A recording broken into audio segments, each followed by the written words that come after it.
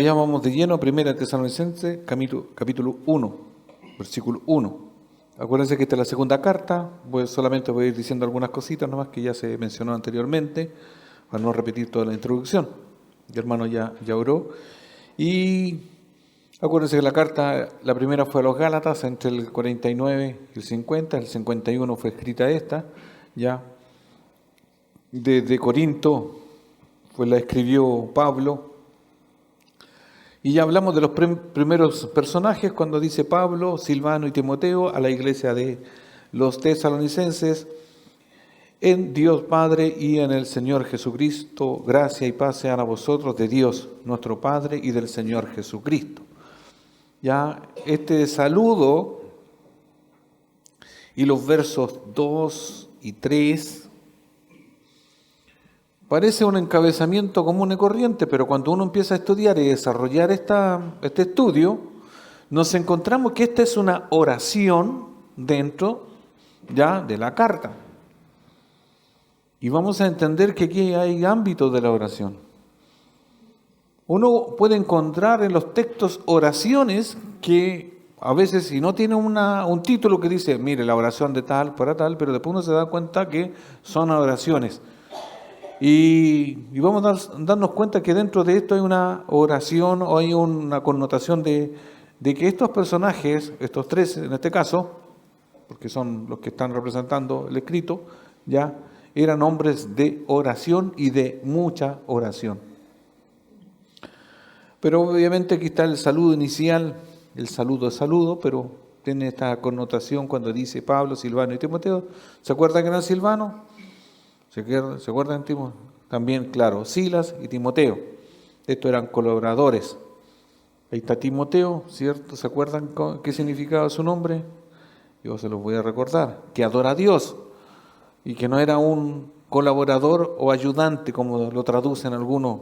Hola, mi Timoteo, porque le ayuda al pastor. Para nada. ¿Ya? Entonces, lo aclaro porque eso no es bíblico. Todos son colaboradores, somos colaboradores. Pablo, Silvano y Timoteo a la iglesia de los tesalonicenses. Y aquí aparece la palabra iglesia, que parece que lo alcancé a decir el otro día, que aquí se traduce como eclesía, que enfatiza la elección de primeros judíos y también gentiles tesalonicenses. Pero la palabra en sí, más allá de los convocados, porque en otras partes del Nuevo Testamento, inclusive en el Antiguo Testamento, como fue escrita en griego, o sea, no inicialmente, fue después transcrita, traducido al griego, por eso tenemos la Septuaginta, ¿ya? Que cuando aparece la palabra los convocados, la congregación, no en el original, sino en la traducción al griego aparece la palabra eclesía, que parece la palabra, ¿qué es lo que tiene que ver con esto? Porque aparece la palabra en el Antiguo Testamento, en el original, en el hebreo no aparece iglesia, ¿ya? Iglesia aparece en el Nuevo Testamento. Ahora esa hace una gran diferencia, ¿ya? Y después en el Nuevo Testamento, eclesía tiene ciertas connotaciones, depende, o énfasis, depende de dónde esté escrito. Y en este particular, aquí, tiene que ver con los convocados o los elegidos. Entonces podríamos decir, Pablo, Silvano y Timoteo a los elegidos tesalonicenses. Y cuando hablamos los convocados, podría ser una asamblea común y corriente de personas que están en cualquier lugar, ¿cierto? Pero cuando hablamos de los elegidos, ya tiene una connotación particular. Está queriendo designar solamente a algunos. Y se entiende, y lo vamos deduciendo por lo que sigue después, quién es el que elige, y quién es el que preserva, y quién es el que convocó a estas personas para salvación. Dios, como dice, Dios Padre y el Señor Jesucristo. Entonces, a los elegidos. ¿Se dan cuenta cuando si yo puedo decir aquí, esta es la iglesia, ustedes o nosotros, la iglesia, suena muy genérico? Pero si fuésemos la original y yo les digo, ustedes los elegidos o nosotros los elegidos, hace una diferencia. ¿Elegidos por quién? Por Dios, no por nosotros. Y aquí aparece una consideración especial. Dice, en Dios Padre y en el Señor Jesucristo. Miren, uno tiene que ser franco y honesto, porque cuando uno dice en Dios Padre y en el Señor Jesucristo, uno dice, bueno, Dios lo eligió en el Señor y se acaba el tema, ¿ya? Pero esto de usar en Dios Padre y en el Señor Jesucristo marca una gran diferencia. Pablo usa esta expresión inusual para demostrar la unión vital entre los tesalonicenses con Dios y Cristo. ¿Se da cuenta? Una unión vital es algo que está unido. Acuérdense que nosotros, si no estamos en Cristo, no tenemos vida eterna. Porque saber que Dios da la vida eterna, como de aquí lo voy a leer, hablar de Dios es una cosa, saber de Él también otra cosa, pero estar en Él, inserto, tiene otra connotación. ¿Se da cuenta? O sea, no es que una iglesia que representa a alguien por ahí, sino que ese alguien está en. La iglesia está en Dios. Tiene la connotación de pertenencia, que es de Él tiene la potestad. Y por eso y también hace esto de que no está la conexión y solamente, sino en Dios Padre, porque podría haber dicho en Dios Padre y el Señor Jesucristo, sino que está uniendo en Dios Padre y en el Señor Jesucristo. Hay una unión espiritual invisible entre Cristo y los suyos. Pablo enseñó en sus cartas al Nuevo Testamento que los creyentes no solo creen hechos acerca de Jesucristo. Eso es lo que estaba diciendo recién. Porque, mire, a veces nos convertimos simplemente en, por decir, unos recaudadores o como decir, alguien que mantiene información de Dios, ¿ya? Podría ser un texto, podría ser hoy día algo, un formato electrónico, tener información de algo, de alguien, ¿cierto? Pero nosotros no somos así, nosotros tenemos que estar en Cristo, nosotros somos los que nos relacionamos con Dios, los que tenemos una comunión constante con Dios, porque alguien puede tener mucha información de Cristo, de la Biblia, pero no relacionarse con el Dios de la Biblia. Eso marca una diferencia. ¿Se da cuenta que no es lo mismo? Porque hay mucha gente con mucho intelecto, muchas capacidades, ¿cierto?, que no pueden superar, que nos superan, obviamente, en conocimiento de hechos, de idiomas, de todo lo que tenga que ver con la Biblia o con Dios, pero no conocer a Dios. Y no necesariamente encima, ni siquiera son participantes de una iglesia. Ojo con eso. Pero entonces, por eso aquí hay una diferencia. Por eso enseña que aquí están en Cristo. Ellos están en Jesucristo, como a los Gálatas les dijo, con Cristo estoy juntamente crucificado y ya no vivo yo, mas Cristo vive en mí.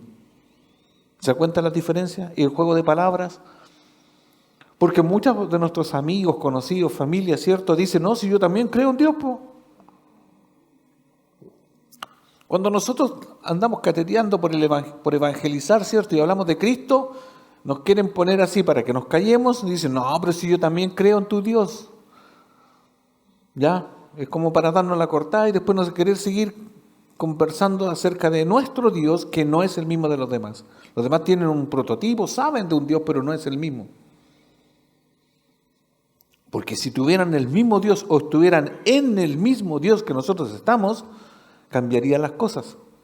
Sus vidas serían transformadas, serían distintas. Pero nosotros vemos a la luz de la palabra que la vida de los que no están en Cristo, aunque saben de Cristo, aunque saben de Dios, sus vidas son literalmente un fracaso en lo espiritual y en todo. Entonces, cuando dice en Dios Padre y en el Señor Jesucristo, enfatiza la igualdad de esencia entre el Padre y el Hijo. Igual, en esencia, ¿ya?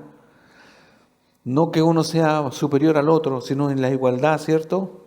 en esencia entre el Padre y el Hijo, también cabe destacar que Pablo usó el título completo del Salvador. Acuérdense que dice, después del Padre, dice, en el Señor Jesucristo. Podría haber dicho en Jesús, ¿sí o no? Corta. O en el Señor también, pero usa en el Señor Jesucristo. Y esta composición de palabras son muy importantísimas. Imagínense cómo simplemente, o no simple, pero estos nombres, Señor Jesucristo, tiene una gran connotación, una gran profundidad en sí mismo en el solo hecho del nombre. Cuando decimos en el nombre de Jesús hay poder, sí, hay poder, autoridad, porque es su esencia, porque tiene mucha riqueza en sí mismo, significado. Por eso aquí dice, Pablo usó el título completo del Señor, completo del Salvador. El Señor Jesucristo, así combina en una frase todos los aspectos principales de la obra redentora.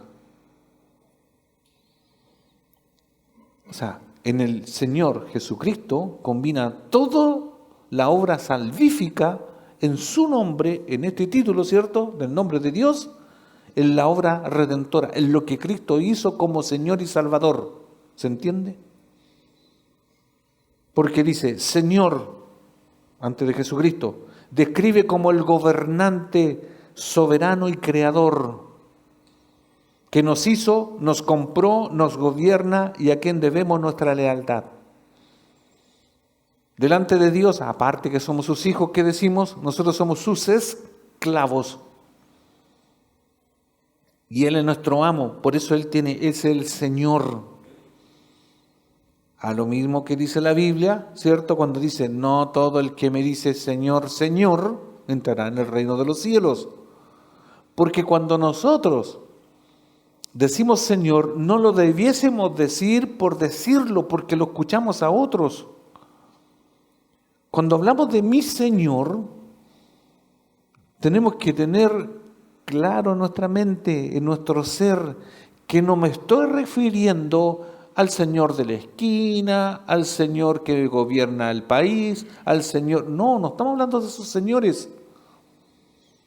Es el más alto honor del Señor soberano del universo.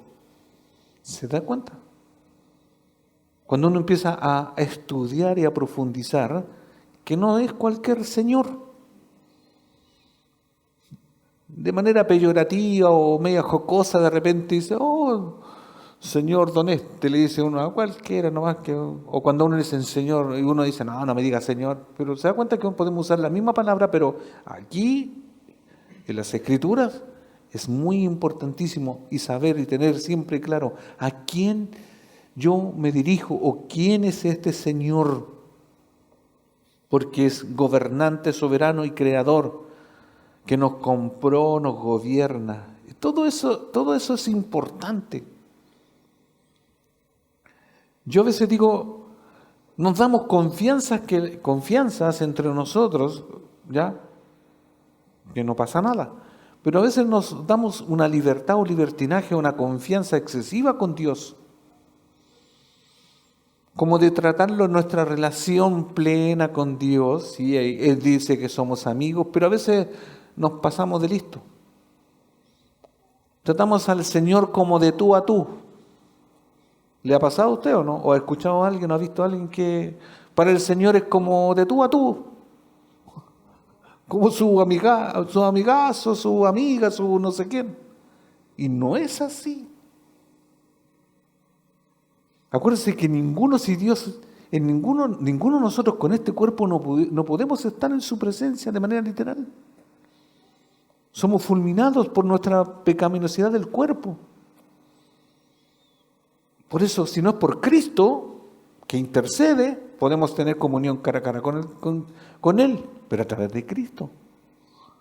Entonces, tratar al Señor, minimizar quién es, no es correcto. Y después dice, después de Jesús, del Señor, Jesús, ¿qué quiere decir su nombre? Jesús, Jehová salva. Jehová salva, Jesús. se refiere a su humanidad. Fue el hombre que recibió en su nacimiento, Mateo 1:21, cuando dice, y darás a luz un hijo y llamarás su nombre Jesús. ¿Por qué? Porque quiere decir Jehová salva, porque Él salvará a su pueblo de sus pecados. Otras veces hemos estudiado la importancia de los nombres de la Biblia. Ya, la importancia y el saber de los nombres de la Biblia, ya sea para bien o sea para mal. ¿Recuerdan cuando yo les he dicho que hay nombres que a algunos que no han estudiado le ponen nombres a sus hijos de la Biblia que no son muy decorosos? Y hay unos que tienen nombres deshonrosos, entonces averigüe bien, no le vaya a poner, y aunque es a veces muy triste, ustedes conocen a un Jesús, y todos dicen que casi la mayoría le han puesto Jesús a sus hijos, son ovejas negras, ¿sí o no? Bueno, coincidentemente pasa eso, pero uno lo ha visto, tendrá que haber un Jesús que sea mejor, pero toca eso, entonces cuidado con los nombres. Pero es importante esto. Entonces, Jesús, ya, Jehová salva como hombre. Después dice Jesús y la composición es Cristo, Cristo el ungido. Es el término griego para el Mesías, el prometido por Dios para cumplir su plan de redención. ¿Se da cuenta cómo está compuesto? Señor Jesucristo, Señor soberano, Jesús el humano, Jehová salva, que a través del cuerpo humano, ¿cierto? Cuando Cristo se humana, es el único, pero sin pecado, que podía redimir a la raza humana. Y después el Cristo, ¿cierto? El ungido, el prometido. Como en estos tres nombres tenemos teología pura, tenemos una profundidad de hacer un estudio en cuanto solamente a esto. Entonces, el saludo sigue. Dice, en Dios Padre y el Señor Jesucristo. Después, gracia y paz sean a vosotros de Dios nuestro Padre y del Señor Jesucristo. Este saludo que otras veces lo hemos estudiado, gracia y paz sean a vosotros. Acuérdense que en este saludo dice, gracia y paz es un deseo de bendición. La gracia es generalmente considerada como el favor inmerecido y un plan de Dios, la causa y la base de la salvación. Es como por decir, a ustedes, los de Tesalónica, los tesalonicenses, a los salvados. Ustedes los salvados, los elegidos, ¿cierto? En vez de usar la palabra salvados, aquí está como el mecanismo que decimos otras veces, por la gracia.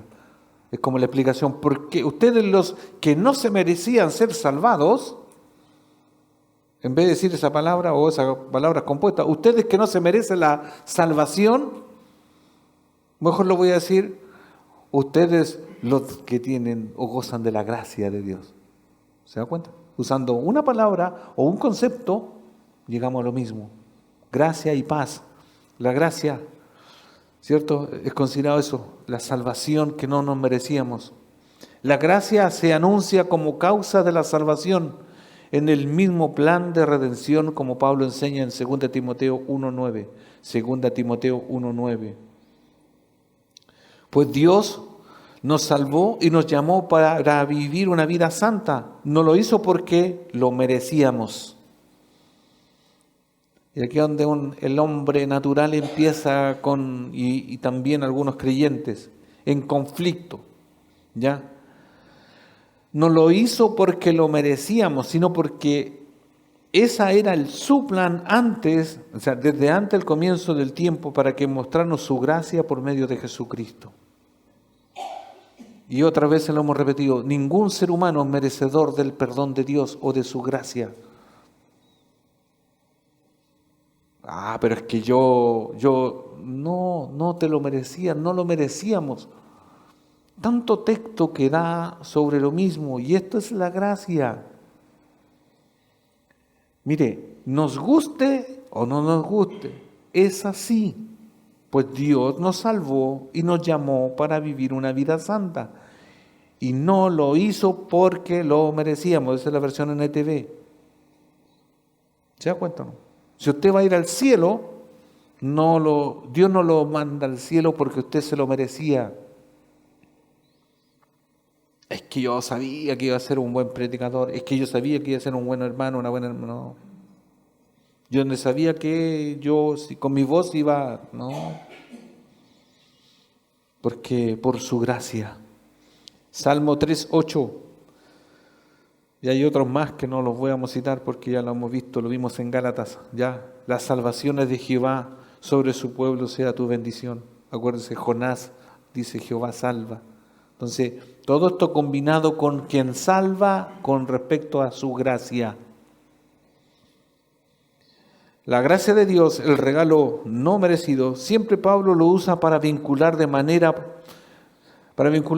manera por la cual somos salvos y para mantenernos en justo equilibrio de saber que lo que hagamos o somos, es solo por su gracia. ¡Ay, que canté bonito hoy día! Por su gracia lo hiciste. ¡Ah, yo hice una gran donación a la iglesia! Por su gracia. ¡Ah, yo hice tal! Creó un ministerio que a nadie se le había ocurrido. Fue por su gracia. ¿Se entiende? Con esa palabra decirle, tú lo que hiciste como de alto valor para nosotros, lo hiciste solamente por la gracia de Dios, o lo que yo he hecho, o lo que hemos hecho. ¿Se da cuenta que con decirle a alguien, no, si por la gracia lo hiciste, es aterrizarlo y decirle, si no es porque Cristo muere por ti, no lo hubieses hecho. Si no es porque Cristo te hubiese elegido, no lo hubieses hecho jamás. Y eso nos mantiene en equilibrio. ¿En qué sentido? ¿A quién le damos toda la gloria? Si usted es un buen creyente, y si no es buen creyente, pero mientras sea creyente, va a serlo solamente por su gracia. No, es que yo... No, nunca. Eso nos mantiene siempre a raya, a piso, humillados delante de Dios, para que el Dios de toda gracia sea enaltecido. Y eso cuando andamos por ahí no muy bien alineados en el espíritu, ¿cierto? Se nos suben los humos a la cabeza y podemos decir, no, yo compré la silla, yo compré esto, compré una mesa, se la di a la iglesia, le puse aire acondicionado. Y si Dios en su inicio y antes de la fundación del mundo no te hubiese elegido, no hubiese hecho nada de eso. Estarías con todos camino al infierno, porque para allá íbamos todos. Entonces, cada vez que aparece la expresión o la palabra gracia, que dice Pablo en otros pasajes, por su gracia cuando termina en Gálatas, por la gracia de Dios soy lo que soy. O sea, si encontramos en mérito en este escritor, ¿cierto?, de Pablo, todo lo que pueda decir, oh, que fue magistral, como creó una iglesia allá, la otra iglesia acá, que plantaba iglesia, todo eso fue por la gracia de Dios. El segundo elemento de la salutación es que es marcado del deseo de bendición de paz. Esta vinculación, gracia y paz. Inevitablemente uno ve las noticias y ustedes saben el conflicto y la guerra que hay en el Medio Oriente, Israel con el grupo terrorista y todo eso, ¿cierto? Y ustedes saben también que apareció un personaje de Estados Unidos, que es presidente ahora, y que hay una guerra entre Rusia y Ucrania. Posiblemente, gracias a él, va a haber paz en esos países. Un pacificador. Y con mi esposa, nosotros cuando escuchamos esa noticia, yo se las leo y yo le digo, a veces uno abre los ojos, porque se acuerdan que la Biblia habla de que va a haber uno que va a decir paz, y va a unificar y va a haber una paz mundial. Es el anticristo. No estoy diciendo nada de eso, solamente que uno a veces piensa cosas solamente, o más que la piensa, uno se la imagina en un contexto, ¿cierto?, de que, miren, alguien dice, no, ya, aguántense ustedes acá, y empieza a ver, y claro, dejan de pelear. Paz. Bueno, Dios quiera que, bueno, antes de eso nos asegura el Señor que los creyentes en Cristo se irán con Él en las nubes. Pues vamos a pasar por eso en un momento. Entonces, esto de la paz. La gracia es la causa y la razón suprema de todo bien, de la que también mana, ¿cierto?, la paz para el disfrute y la experiencia de la vida cristiana. De otro modo, la gracia es la fuente y la paz el resultado de los dones y bendiciones que emanan de ella. O sea, usted tiene salvación bajo su gracia, ¿cierto?, o por su gracia, y conlleve tenemos ¿qué? Paz. También hemos hablado de la paz, y aquí se repite. La paz fue el admirable regalo que Jesús dejó a los suyos y por extensión a todos los salvos. Durante la última cena, Juan 14:27, Juan 14:27. En la última cena, Él exclamó esto, dijo, les dejo un regalo, versión NTV, les dejo un regalo, paz en la mente y el corazón. Y la paz que doy, o sea, la paz que yo doy, es un regalo que el mundo no puede dar. Así que no se angustien ni tengan miedo. Estas palabras le dice el Señor en la última cena, pronto a ser llevado ya para ser flagelado y después crucificado y a ser matado, ¿cierto? Entonces, se entiende que Él también tenía y gozaba de esta misma paz, porque si no la hubiese tenido, ¿cómo la da? Pero dice, les dejo un regalo, paz en la mente y en el corazón. El creyente tiene que apropiarse de la paz que Dios le ha dado. Creo que esto voy a hablar a título personal. Creo que todos estamos conscientes, o yo estoy consciente que el Señor me ha dado su paz, o me dejó como un regalo, como dice acá. Porque aquí dice a los creyentes, a los discípulos de manera inmediata y a todos los que han de creer, o todos los que hemos creído. Y dejó ese regalo que es la paz. Paz en la mente, ¿ya? Paz en el corazón, por haber sido salvado por su gracia. Pero seamos honestos, y yo estoy hablando por mí, que a veces aparentemente parece que el regalo se me perdió. Ni siquiera lo busco. No sé si a usted le ha pasado, y si no le ha pasado, pucha que es. Le vamos a hacer un monumento. Porque a veces parece que estamos impacientes. Vivimos desesperados. ¿Sí o no? Bueno, uno se desespera, hablando de mí. Uno tiene sosiego, duerme porque como un ojo abierto, uno cerrado, no sé, porque tiene una preocupación. Y la paz que Cristo nos regaló ya no está ni en mi mente ni en mi corazón, aparentemente. Se me pierde de mí mismo. ¿Y qué habla mi mente? ¿O qué piensa? No, tengo que pagar, tengo que esto, que... Acuérdense que para el chileno viene marzo. Los útiles, todo lo que viene, todas esas cosas. ¿Tiene auto usted? Permiso de circulación. Ya, todas esas cosas, ¿sí o no? Ese es como el fantasma chileno de todo, de pagar en marzo. Bueno, y todas esas cosas nos roban la paz, pero es un regalo que Dios nos ha dado. Y la paz que yo doy es un regalo que el mundo no puede dar. Y ahí está la diferencia, y otras veces la hemos predicado, que hay una paz sustituta que no es real, que no es genuina. Esta es la paz que Dios nos ha dado, que se dice, y además añade aquí, que el mundo no la puede dar, así que no se angustien ni tengan miedo. Y ahí está el consejo. No seamos necios, ¿por qué no nos angustiamos nosotros? Sí, pero es que usted no sabe, que yo no sé, que no sabe, y ahí nos damos vuelta, porque en todos nosotros hay un momento en la vida que nos angustiamos y estamos faltos de paz. Aquí en este texto la paz adquiere dos sentidos, el de relación con el cual Jesús asegura que ha dejado hecha su paz con Dios. Aquel estado de enemistad propio del pecado quedó cancelado en la obra de reconciliación. Y aquí lo vamos a citar. Dios es juez justo, y Dios está irado contra el impío todos los días. Si no se arrepiente, Él afilará su espada. Salmo 7, del 11 al 12.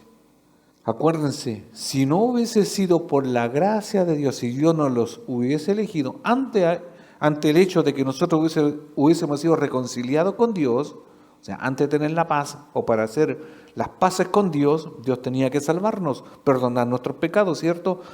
Después que nos perdona nuestros pecados, Dios nos da su paz, no como la da el mundo, porque para que tengamos paz en el corazón y en la mente, ¿cierto?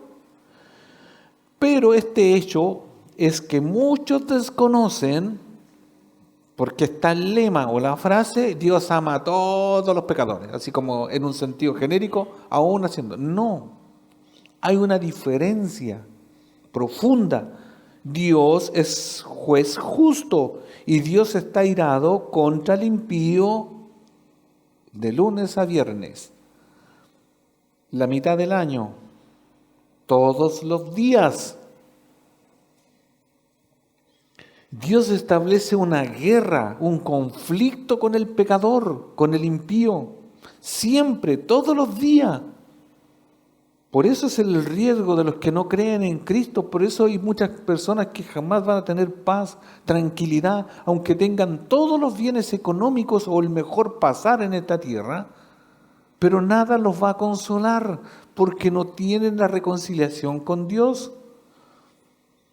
Y lo dice el Salmo el 12, si no se arrepiente, Él afilará su espada, armado tiene ya su arco y lo ha preparado. O sea, un día será castigado el impío.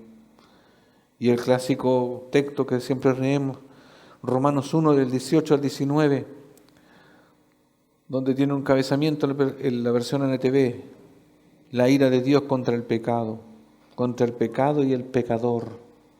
Ya, Romanos 1 del 18 al 19.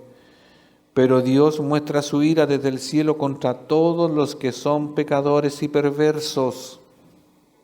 Pero Dios muestra su ira desde el cielo contra todos los que son pecadores y perversos, que detienen la verdad con su perversión. Ellos conocen la verdad acerca de Dios porque Él se las ha hecho evidente. ¿Se da cuenta cómo los textos hablan en sí mismos de que Dios está irado? Por lo tanto, Dios está enemistado con el que persevera, con el que hace el pecado de día todo el tiempo y no va a tener jamás paz. Porque para tener esa paz tiene que haber una intervención de Dios. Si lo llevamos al plano cierto comercial, cuando hablamos otras veces, cuando dice la Biblia, cuando hay una deuda, porque la paga del pecado es la muerte, deuda. Entonces el pecador tiene y carga una deuda impagable. Y lo peor que el que carga con eso no sabe, porque está muerto. Recién cuando Dios nos da vida llegamos a entender, o algunos, no sé si lo han entendido, a entender que teníamos una deuda.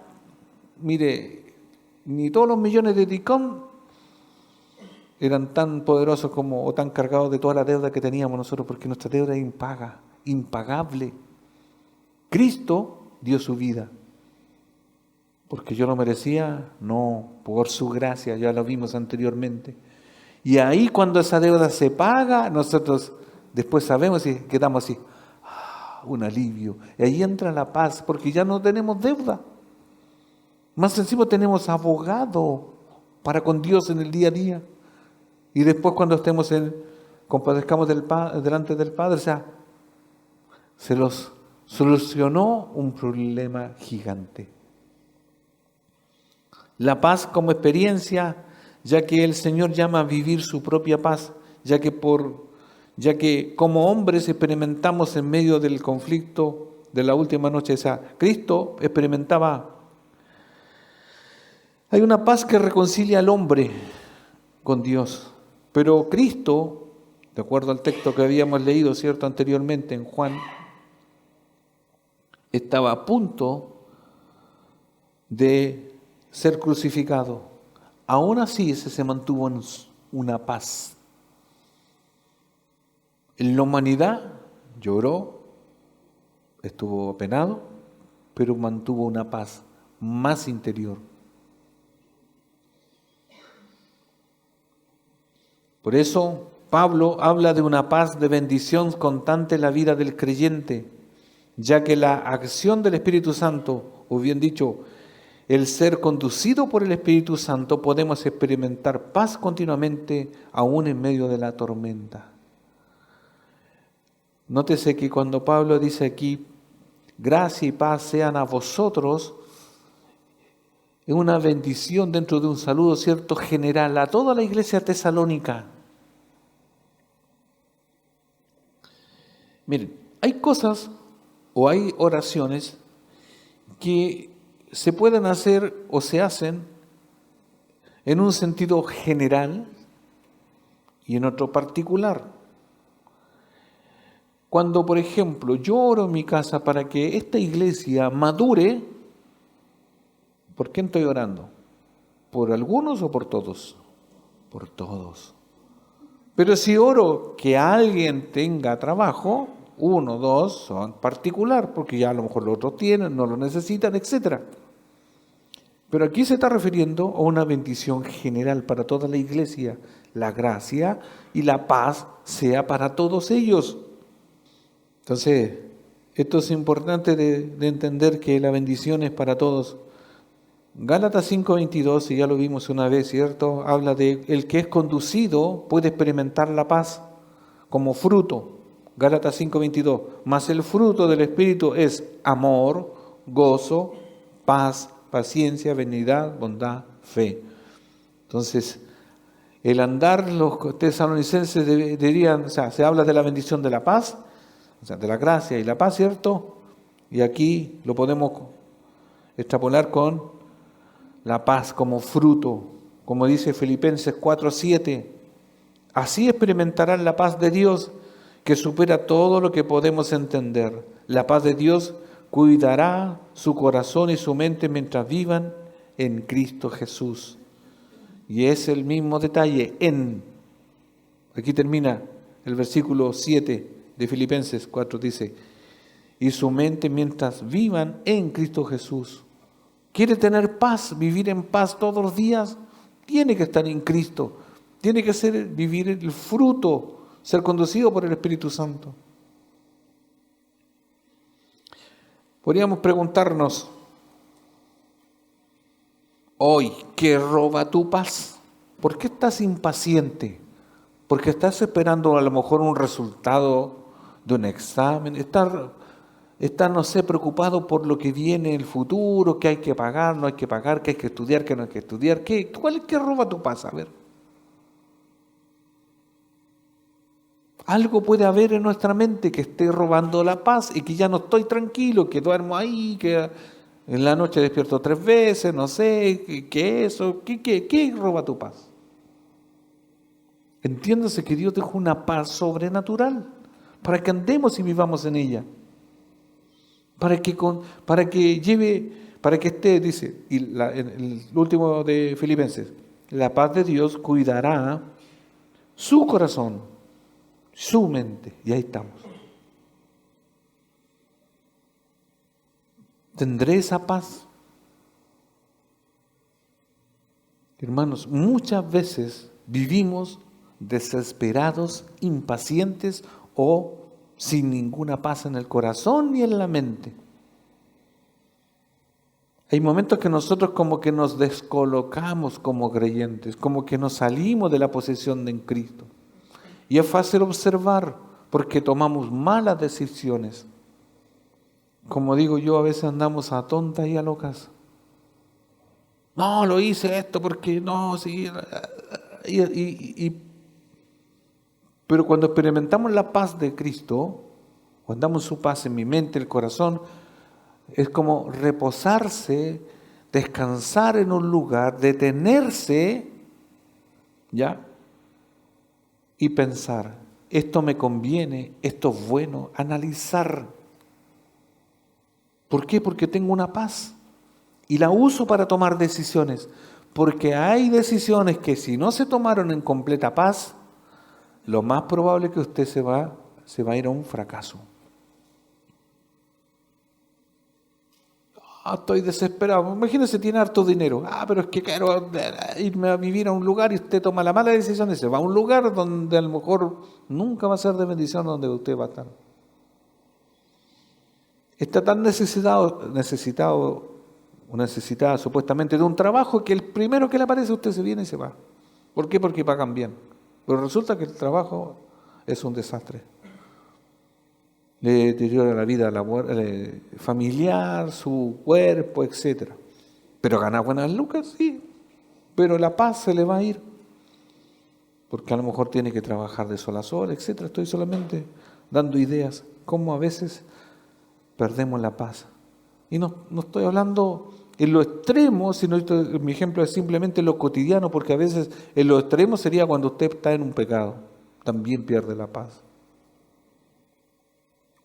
El teólogo Dr. Hendriksen escribió, esta paz, de la que habla aquí, ¿cierto? A los tesalonicenses, esta paz es la sonrisa de Dios que refleja en el corazón de los redimidos. Este es un comentario de un teólogo. Esto es algo, lo dice de manera poética, pero tómele sentido a esto. Esta paz es la sonrisa de Dios que refleja en el corazón de los redimidos. La sonrisa de Dios que se refleja en su corazón. ¿Cuándo se ríe usted? A ver, pregunte. No necesariamente cuando... Hermano, ¿por qué pensó que cuando usted se ríe cuando alguien se cae? No nos vamos. Cuando uno está alegre, cuando uno está contento, generalmente tiene la expresión de sonreír. Cuando pasamos momentos agradables, ¿ya? Cuando algo nos salió muy bien y pensábamos que no iba a salir así, pero cuando viene como algo o una buena noticia, tenemos momentos agradables, de ahí esa expresión de una sonrisa, un contentamiento, estar alegre. Entonces por eso dice, esta paz es la sonrisa de Dios que refleja en el corazón de los redimidos. La seguridad de la reconciliación mediante la sangre de Cristo y la auténtica integridad y prosperidad espiritual. Es la gran bendición de Cristo que otorga a la Iglesia mediante su sacrificio expiatorio y que sobrepasa todo entendimiento. O sea, nosotros debiésemos tener un corazón alegre, ¿o no? Porque de acuerdo a la manera poética que escribe es como la sonrisa de Dios en nosotros. ¿Y cómo andamos en lo cotidiano muchas veces? Yo creo que no anda con esos emojis de carita feliz, aquí anda una carita triste en su corazón, ¿sí o no? Es que tengo un hijo que se porta así, tengo una hija, tengo esto, es que... Y empezamos a argumentar cosas que nos pasan. En realidad sí, a todos nos pasan. Pero una de las cosas que la palabra hace, sobre todo cuando se exhorta, ¿ya? O se lee, se escucha en un contexto de sermón, es que nos debe hacer cambiar y hacernos volver a tener la paz, porque Dios la ha dado. Vivamos en esa paz. Miren, la tragedia más grande, que ya la dije, ¿cierto?, era que estábamos enemistados con Dios. Bueno, ahora ya no tenemos enemistad, tenemos paz para con Él, porque hemos sido salvados. Ahora vivamos los días en paz.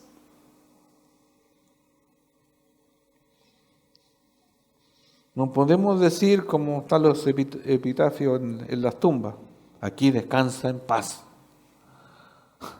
Si no está en Cristo, no va a estar en paz. Pero la paz del cristiano se experimenta de ahora. Porque cuando nosotros partamos de este mundo, vamos a seguir en la misma paz y ya Dios nos la dio. Porque ya fuimos reconciliados. Nosotros no usamos la paz. Bueno, ese ya no es responsabilidad de Dios. El deseo tanto de la gracia como de la paz son orientados hacia los creyentes. Gracia a vosotros y paz, ¿cierto? Significa esto que es el deseo de bendición, es para cada uno de los creyentes de la iglesia tesalónica. Sin duda, aunque el versículo no termina en los mejores textos griegos reiterando los nombres del Padre y del Señor Jesucristo, es evidente que siendo las dos personas divinas, la razón, causa y sustentación de la iglesia es también de los dos en origen de cada bendición, de la que son objeto de los creyentes. Es cierto que individualmente cada cristiano es objeto de ciertas bendiciones conforme al conocimiento de Dios, eso ya lo había dicho antes, pero no es menos cierto que la iglesia en general es el objeto de las bendiciones divinas. De otro modo, Dios bendice a la iglesia bendiciendo a todos los creyentes. Hay algo que leí que si ustedes pararon sus orejas, lo voy a explicar. Resulta, yo les digo la verdad y nada más que la verdad, ¿ya? Cuando dice a la iglesia de los tesalonicenses, en Dios Padre y en el Señor Jesucristo, gracia y paz sean a vosotros de Dios. En algunos textos más antiguos del griego, acuérdense que hay manuscritos y traducción y hay textos y copias de las copias, no vuelve a aparecer de Dios nuestro Padre y del Señor Jesucristo. Es como redundar, pero si no lo dice, no cambia la connotación de todo el pasaje. Porque ya la bendición de la gracia y la paz sean a todos vosotros, o sea, a todos los de Tesalónica, a toda la iglesia se refiere, ¿cierto? A todos los tesalonicenses, de Dios Padre y del Señor Jesucristo, ya lo dijo. Pero como termina en este caso, la Reina Valera dice, de Dios nuestro Padre y del Señor Jesucristo, no cambia la idea. Porque la bendición igual viene de Dios Padre. Si lo dice dos veces, o tres, o una, en un sentido, si simplemente se explica, porque hay algunos originales donde no aparece esta segunda repetición. Simplemente eso se lo quería aclarar. ¿Ya? El apóstol no hace distinción entre unos y los otros, sino que la idea es de bendecir a toda la iglesia, sin excepción. Y al tiro damos una mirada al verso 2.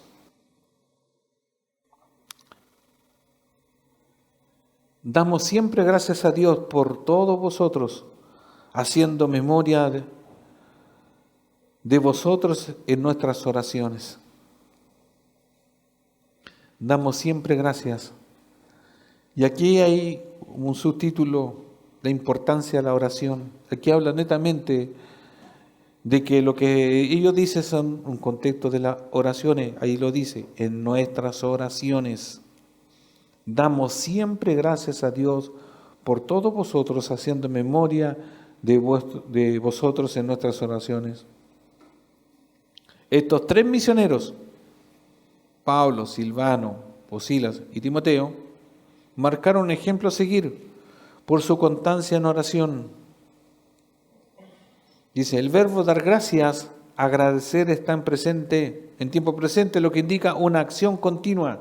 Siempre daban gracias por esta congregación.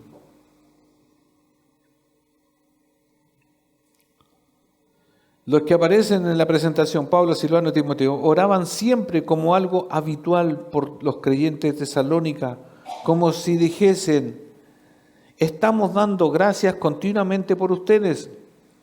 Lo primordial para el apóstol era glorificar, dar gracias a Dios, de quien es la hora de establecimiento de la iglesia, y el objeto de la confianza era estar en una relación con Cristo siempre. Daba siempre gracias por los creyentes.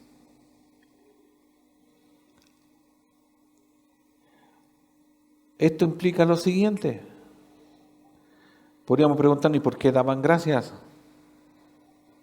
Porque ellos habían reaccionado a lo anterior, a la gracia y la paz. O sea, habían recibido el mensaje en Jesucristo. Obviamente hubo una transformación. Y estos se mantenían siempre orando y agradeciendo por el resultado de la buena fe que ellos tenían. Y aquí uno lo lleva a pensar, a meditar en nosotros hoy. ¿Cuántas veces damos gracias por nuestra iglesia? En un ámbito general, como lo hace aquí, por todos los de la iglesia de aquí de Linares. Pero eso, los pastores hacen eso nomás. ¿Qué voy a dar gracias si hay una hermana o un hermano que no me cae bien? Mire, voy a dar gracias como por los que me caen bien, y los que no me caen bien quedan afuera. Sería una manera madura de orar así. Yo sé que ya les causó risa, pero a veces no lo hacemos. ¿Por qué no? ¿Por qué no estamos agradecidos de los hermanos que somos, no que tenemos, sino que los que somos? O doy gracias por el lugar donde yo estoy. Y esto no quiere decir, al tiro lo subrayo, no quiere decir que somos engreídos, que conocimos. No estoy hablando de eso, sino que simplemente agradecidos por lo mismo que venía dando el desarrollo. ¿Ya? O sea, el desarrollo de la carta viene porque son salvos, porque somos elegidos. Porque por la gracia y la paz de Dios, es como la bendición, ¿cierto? Y porque somos los que somos estos. Demos gracias, sí. Mire, nos falta todavía que maduremos, que esto, que lo otro, que conozcamos más de lo uno. Mire, pero demos gracias. Porque en la gracia colectiva, dar gracias por todos nosotros, estamos incluidos nosotros mismos. El que ora. Por eso ellos dicen, damos siempre gracias a Dios por todos vosotros, haciendo memoria de vosotros en vuestras oraciones. O sea, en nuestras oraciones. Se va entendiendo el deseo en la oración. Por eso le digo yo, hay oraciones que son yo la considero oraciones egoístas en nosotros. Señor, dame más inteligencia, bueno, pide todo lo que para mí, ¿cierto? Y para mí, una casa, un auto, y esto, vacaciones, bla, bla, bla, bla, para mí, listo. Y para la iglesia, el pastor orará, los líderes, no sé quién, el ministerio, lo que sean, otros oran. El deseo de un corazón regenerado es que todos seamos bendecidos, porque nos conviene a todos. Imagínense, en el estricto rigor, si yo no oro por madurez para todos los de la iglesia, cuando todos maduran en la iglesia, ¿a quién benefician? A toda la iglesia. Independiente que la mitad de la iglesia no tenga nada, por decir en lo económico, pero como son maduros, se someten a esa prueba, como lo estamos viendo en Santiago, y los que son maduros de este otro lado, pero a lo mejor tienen más sustento económico, pueden suplir la necesidad de los otros. Entonces la madurez hace y mantiene la iglesia unida. ¿Se da cuenta? En simplemente una oración colectiva de que todos maduremos, que todos vivamos en paz, en la gracia de Cristo. ¿Se da cuenta cómo esa combinación? Pero cuando yo no oro y yo solamente pido para que los que no tienen tengan acá, no estoy diciendo que sea malo. Pero si no maduramos, los de acá pueden estar criticando porque tienen más. A lo mejor los de allá pecaron y por eso están en necesidad. Porque el pecado los separa de Dios, de las bendiciones, etc. O los de acá, si no han madurado, pero tienen necesidad, están reclamando. Y a lo mejor porque tienen un deseo orgulloso, no le van a recibir a los que vienen a darles. A lo mejor estos quieren dar o no quieren dar, o sí dan, pero como los de acá no son maduros, no le van a recibir. Cuando yo digo, no hay tragedia más trágica que ser pobre y orgulloso en el sentido de no, sino, ¿qué me van a venir a dar a mí? Por eso, la idea de estos tres, ya, es ese deseo de qué? de que la iglesia sea unificada, tenga el mismo crecimiento, tenga la misma madurez, y por eso dan gracias. Como decía, la oración era continua, es decir, era una práctica habitual de todos ellos. De otro modo, la intercesión por los creyentes era constante. Cada vez que se oraba, no se acordaban simplemente de ellos, sino que daban gracias, intercediendo por todos los creyentes que formaban la iglesia tesalónica. Los cristianos estamos enfrentados en la lucha contra la fuerza de maldad y los recursos para la victoria están en la oración. Siempre recuerde esto, hay una oposición a la iglesia de manera espiritual. Primero usted sabe que usted lucha por su carne, con nosotros mismos, pero también hay no hay que desestimar que tenemos una lucha espiritual. Tenemos un enemigo que anda como león rugiente, que quiere venir a tentarle, a desanimarle, a recordarle su pasado pecaminoso, a decirle no, y a recordarle todo lo malo. Y ese enemigo se contrapone siempre con Dios y con nosotros.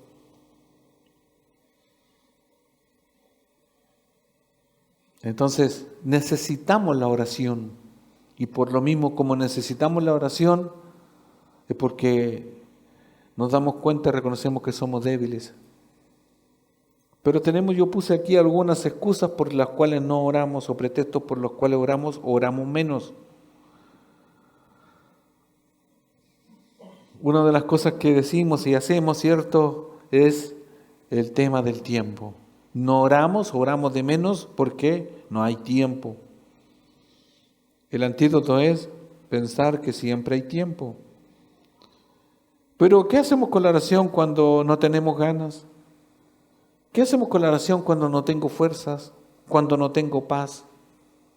Dios escucha a algunos solamente. ¿Qué me va a escuchar a mí? No, yo no creo que me escuche. Escuchará a los más maduros. A los más pequeños creo que Dios no los escucha. Todas estas cosas a veces pasan por nuestra mente. ¿Será verdad? Pero contestando a la pregunta retórica o esos pensamientos que nos vienen, cuando no tengo fuerzas, no quiero orar simplemente. Si se tratase de fuerzas, las fuerzas provienen de Dios y el creyente busca el recurso de ese poder mediante la oración de dependencia. Como dice Isaías 40:29. Es Dios que no solo nos da la fuerza, sino que esfuerza al creyente, comillas, Isaías 40:29. Él da esfuerzo al cansado y multiplica las fuerzas al que no tiene ningunas. La fortaleza nace del poder de Dios que actúa en el creyente porque Dios es el que en vosotros produce así el querer como el hacer por su buena voluntad. Las matemáticas de Dios son asombrosamente contrarias a las humanas. En la humanidad, el hombre piensa que toda cantidad multiplicada por cero se convierte en cero. Eso es lo natural en las matemáticas, pero Dios multiplica el cero del hombre, de las fuerzas propias del creyente, que no tiene ninguna, poniendo la suya en donde no hay ya ninguna para convertirla en victoria. Cuando usted tiene cero ganas, eso es nada. Cuando usted no tiene nada de ganas de orar, eso nada, ese cero Dios la multiplica por el poder de Dios y usted se convierte en alguien que después termina orando con más ganas que cuando no las tenía, porque Dios se las ha puesto en su vida. Ese es el poder de la oración. ¿Se da cuenta? Cuando nos cansamos de pedir lo mismo y no tenemos resultado, abortamos y decimos, ya, ¿para qué? Siga orando. Porque Dios multiplica las fuerzas. Ante las fuerzas espirituales de maldad que lucha contra el creyente, las individuales y propias de cada uno, y cuando son un fracaso, a no ser que actúe toda la fuerza de Dios. Mire, Dios, cuando nosotros fracasamos, Cuando nosotros no tenemos fuerzas, cuando nosotros ya no queremos tirar la toalla, como se dice, ¿cierto? Cuando no tenemos victoria sobre muchas bendiciones. Zacarías dice 4:6, Zacarías 4:6. Entonces respondió y me habló diciendo, esta es palabra de Jehová a Zorobabel, que dice, no con ejército, ni con fuerza, sino con mi espíritu, ha dicho Jehová de los ejércitos. El Señor da la victoria, ya. Con su Santo Espíritu, Él da fuerza en la oración cuando no tenemos ganas. Hermanos, extrapolemos o llevemos toda la vida de nosotros hoy. Ya vemos que los tesalonicenses, estos 3 varones le daban gracias a Dios, ya, y llevaban y oraban siempre. Recordemos nosotros, somos una iglesia pequeña y muchas veces nos cansamos porque los pocos tenemos que hacer mucho. Pero no nos cansemos porque Dios nos da las fuerzas. Hermanos, a veces yo digo, somos poquitos los que nos congregamos ciertos días a orar, pero no importa, porque con los poquitos, a los poquitos Dios les da fuerza. Y tenemos la bendición de que los que actuamos, los que intercedemos, aún así damos gracias por toda la iglesia. Como estos 3 oraban sin cesar, como después lo vamos a ver el domingo que viene. Quedémonos con esta idea para terminar en cuanto a la oración. Yo sé que hay mucho material sobre la oración. Hace poco el hermano habló de la oración, porque Santiago habla de ello. Pero consideremos, hermanos, no hay excusa ni pretexto para no orar. Haga un ejercicio por una semana, por un mes. No ore más por las cosas suyas. ¿Cómo eso? Desafíese. Mire, no ore más por todo lo que usted necesita. Ore por todo lo que necesitan los demás. Y se va a dar cuenta que hay una gran diferencia. Que las cosas por las cuales usted y el Señor sabe que las necesita, se las va a añadir sin haberlas pedido, porque usted está pidiendo por los demás, porque usted se convierte en un intercesor. Cuando nosotros nos restamos por lo que necesitamos, el Señor le añade porque dice, mi hijo, mire, es como el Señor cuando oró por nosotros. El Señor oró por nosotros constantemente y el Señor hoy ora por nosotros. Por eso, hermanos, a veces tenemos una mirada egoísta en cuanto a la oración, pesimista porque a veces no tenemos ganas.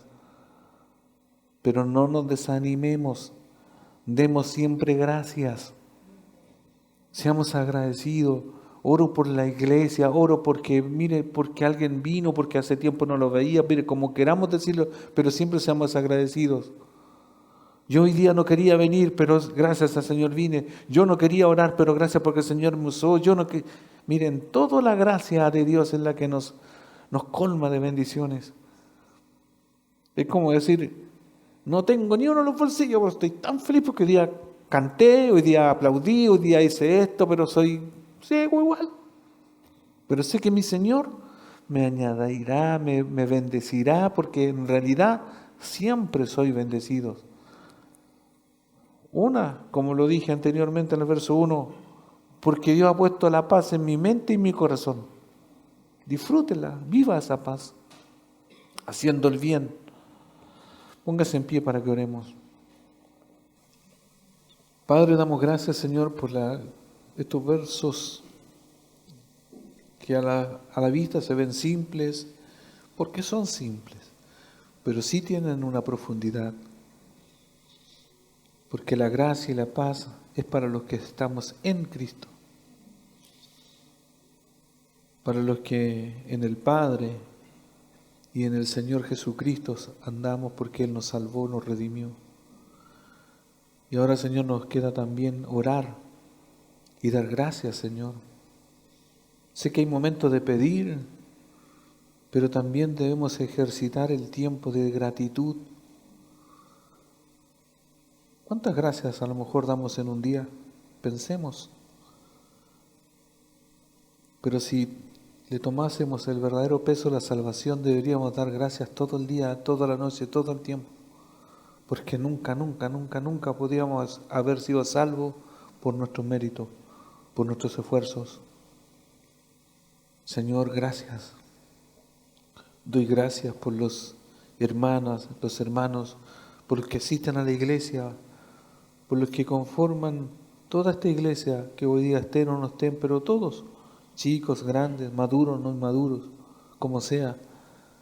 Pero siempre doy gracias, Señor, porque sé y entiendo que usted es el que nos ha escogido, usted ha escogido los que han de estar en este lugar específico. Doy gracias, Señor, como por lo bueno, por lo malo, por lo que parece que a veces no sucede, pero sucederá. Gracias, Señor. Gracias, Señor, por un regalo tan grande. Gracias, Señor, porque usted nos amonesta. No hay excusa de decir no tengo ganas, que me cansé. No, porque usted renueva nuestras fuerzas. Y gracias por ello, Señor, porque si no ya hubiésemos abandonado y abortado todo esto. Gracias, Señor, por su bondad, porque sé que en unos minutos más, en un poco más, comeremos, almorzaremos, a lo mejor no manjares, pero tenemos algo para comer, o podemos comer, podemos después la noche recostarnos y dormir. Por eso gracias por todo, Señor. ¿Cómo podemos pagar toda esa bondad hacia nosotros? No sé, Señor, simplemente obedeciendo su palabra. Señor, que su bendición esté sobre nosotros, que es la del Padre, la del Hijo y el Espíritu Santo. Y gracias, Señor, por removernos a veces la conciencia de que estamos colmados de bendiciones y a veces no lo sabemos o no nos acordamos. A usted sea la gloria en el nombre de Jesús. Amén.